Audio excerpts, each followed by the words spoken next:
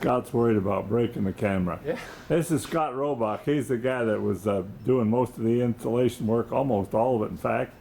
And he's the guy behind the vehicle. And Scott, we're about ready to take this for a drive. Yes, so, we are. So we're we're going gonna to hook take- the umbilical cord here. All right. Okay, do you want to take a look at that connector in All there? right. We'll take a look at the connectors. So they can see how that works. Yeah. See, that goes in a twist lock so it Yep. won't pull out inadvertently. And so there we go. Notice how quiet this is.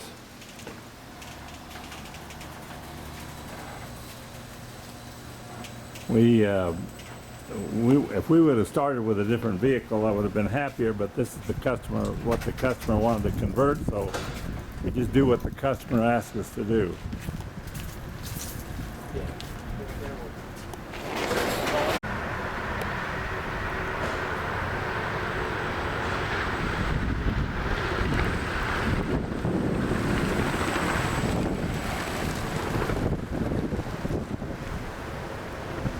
I'd like you to notice that we do not have any batteries in the bed. All the batteries are in fact underneath the bed of the truck. And if you get down below, you can see them. There's some of them up under the hood, but 40 of the batteries, we got 48 batteries in this unit, and 40 of them are underneath the bed of the vehicle. And so it's all suspended so that the weight's evenly distributed and we still stay within the legal tolerances of the vehicle weight. It runs a lot better. Okay, Whoa. Scott, Watch this guy. I've got Scott being recorded there. The light levels are not so good in here, but No, they're not. Okay, where are we headed? we're going to go to the parts store here for a You minute. want to go there first? Okay. All right, Scott. Okay, so what we've done is we've removed the gasoline engine Okay. and we've replaced it with the electric motor that's 100% clean, no emissions. And along with removing that gasoline engine, we've removed the radiator, the coolant, the exhaust system, the fuel system, and all those accessories.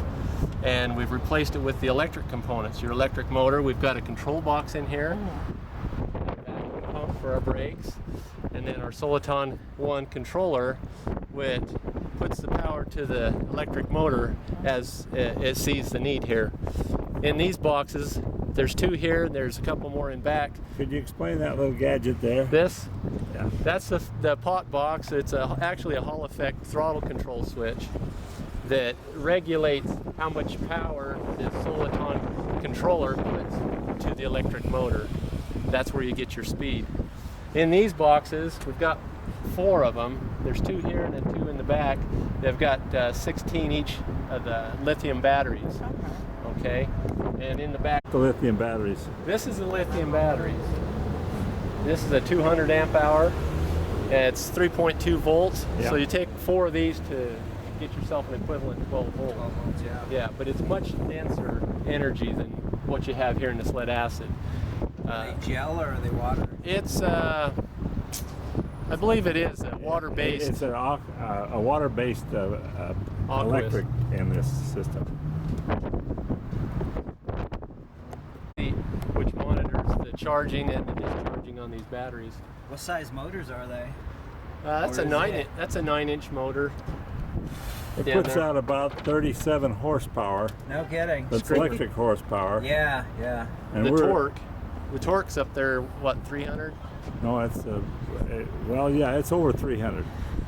So So it should get up pretty fast, pretty well, huh? yeah, it's good, That's pretty pretty good. neat. Fact is, there's a fellow over in Denver that has a motorcycle with electric on it. Goes 0 to 60 in 1 second. Can you believe that? Yeah. See, we put all the batteries up on battery charger. That's a 240 volt, so it's capable of, what'd you say, amperage? 30 amp charging. It'll go up to 24 amps at charging at 240 volts input. Yeah, so we get a fairly quick charge rate on this. These battery boxes I talked to you, there's 3 of them. They're monitored by these DCMs. There's 1, 2, and 3, which communicate to the CCM, which then translates that. It regulates his charger. So if it's charging too fast, it'll throttle the charger back. While we're driving, it does just the opposite. It throttles back the controller so we can't damage the battery. It's kind of an insurance policy for these batteries. They're kind of expensive, but they're a very worthwhile investment. They're much more capable of driving in the cold climates. Your energy density is much deeper, 55% versus 80% on these. I'll be back. An average lead acid battery will give you between 500 and 700 full charge cycles, where this system will go over 2,000. Wow. And so you might be able to get over 10 years life in the battery. From one set of batteries. And pretty decent, then your fuel is costing you about 15% of what it costs you on gasoline. Okay, this is a startup for an electric truck. It's running. About the most noise you're going to hear is those beeps. Now listen, I'll push the brake and you'll hear the vacuum pump. Hear it? That's as noisy as it gets. That is crazy. Okay, so I don't even need to use the clutch. I can put it in first gear. See how it creeps? I'm not going to stall. Or I can use the clutch just like this.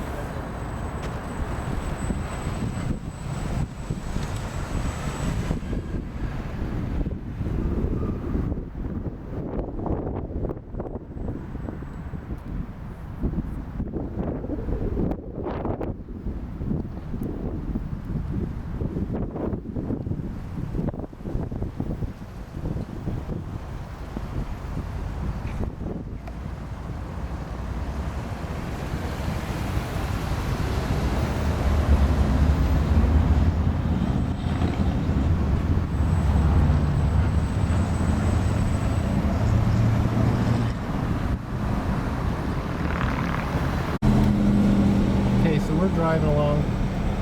We're driving along Salt Lake City. Always good out on the freeway.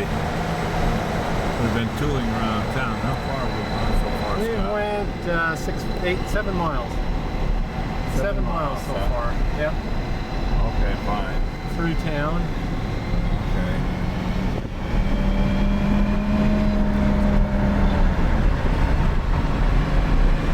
We'll open this up and see what it'll do. Close these windows, maybe get rid of some of that road noise. Yeah. The wind.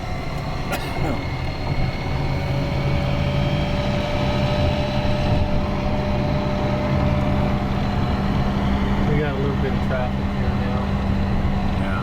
Traffic's holding us up a little bit.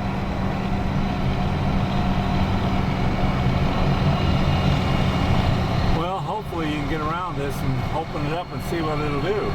Yeah. They just keep coming. I'll take a turn here. Okay.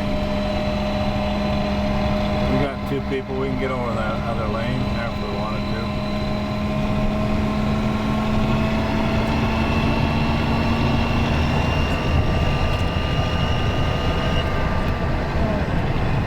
What are we in 4th gear? That's just 4th gear, yeah. I find it runs best in 4th gear.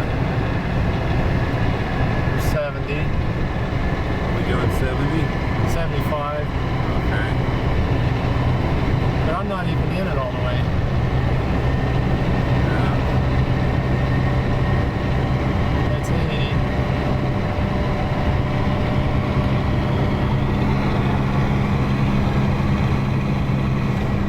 We're going to be back at the shop in a minute, so we can't quite go.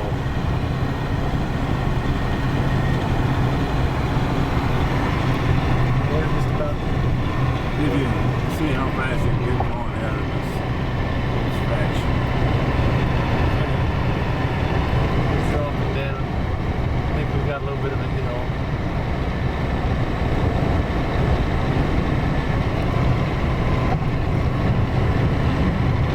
We got 150 volt. That's all. We're just coming up a hill. Open it up any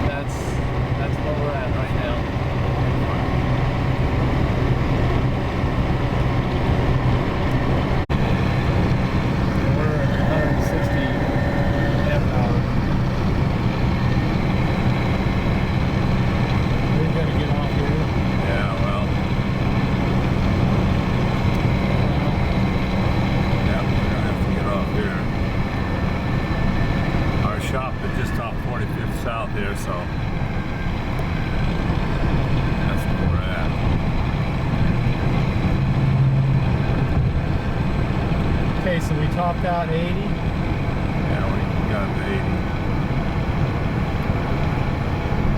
We haven't really checked the tire pressure. The tire pressure is probably low because we've just let this car sit for a long time while we're doing the conversion.